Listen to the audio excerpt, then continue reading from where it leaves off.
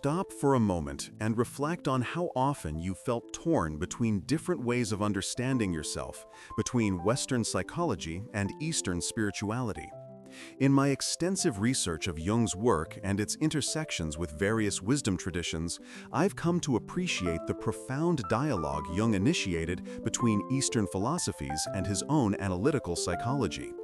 Today, I want to share with you how you can practically integrate Eastern wisdom with Jungian psychology, drawing on my studies of Jung's original encounters with Eastern thought and how his insights continue to shape personal transformation in our modern world. Jung did not merely borrow concepts from Eastern traditions. He recognized them as rich reservoirs of unconscious truths that Western psychotherapy often overlooked. In fact, Jung was fascinated by concepts like the Tao, Yin and Yang, and meditation, seeing them as complementary to his own theories about the psyche, symbolism, and individuation. Stop and ask yourself how those two worlds might complement each other in your own psychological journey, especially when feelings of fragmentation or disconnection arise. As I delved deeply into Jungian cases and writings, I noticed a recurring theme where many patients found their psychological wounds echoed in spiritual gaps. Jung understood that the Western ego consciousness often struggles with integration because it is a product of a different cultural psyche compared to the global spiritual heritage in the East, which focuses on transcending the ego and harmonizing opposites. This has profound relevance today when many of us feel isolated within our heads yet craving wholeness. Jung's clinical observations taught me about the shadow, the unconscious part of the personality that Western minds often reject. But Eastern wisdom invites us to embrace paradox and balance dualities through concepts like non-attachment and mindfulness.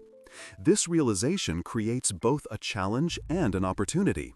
Without integrating these complementary perspectives, modern individuals may get stuck in their inner conflicts rather than moving toward a healed, integrated self. From my perspective, this is why Jung's insights matter now more than ever. His psyche theory offers a conceptual map, while Eastern practices offer transformative tools, together guiding you gently through what Jung called the individuation process, becoming your true self by embracing your unconscious and conscious in harmony. I came to understand this integration more vividly through Jung's own patient stories and his extensive letters with Eastern thinkers. One compelling case involved a woman wrestling intensely with anxiety and compulsive behavior who began practicing Zen meditation alongside Jungian dream analysis.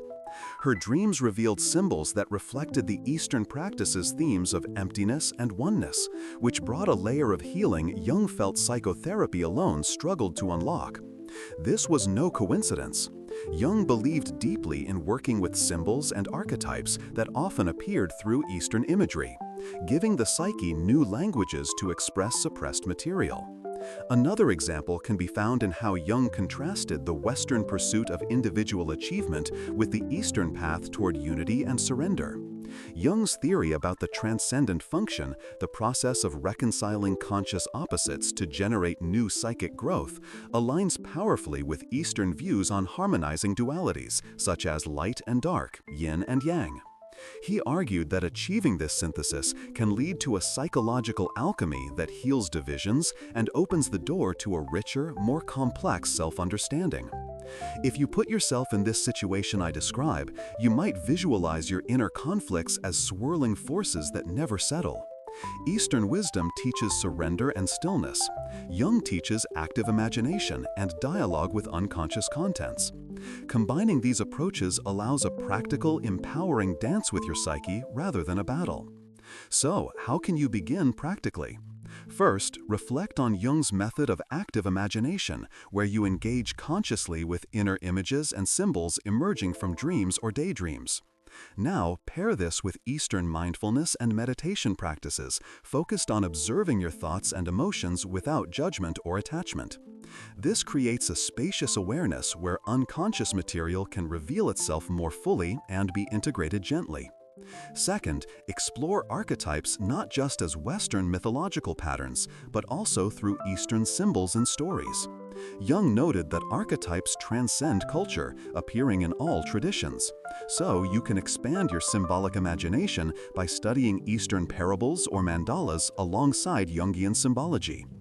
Third, seek to cultivate balance, mirroring the Taoist principle of harmony, by noticing polarities within yourself, such as will and surrender, thinking and feeling, and consciously inviting dialogue between these opposites, rather than suppressing one side.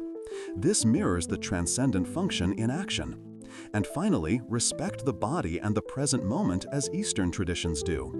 Jung emphasized that psychological integration involves not just intellectual understanding, but feeling and bodily awareness. Practices like yoga or qigong can complement Jungian analysis by grounding you as you navigate inner realms.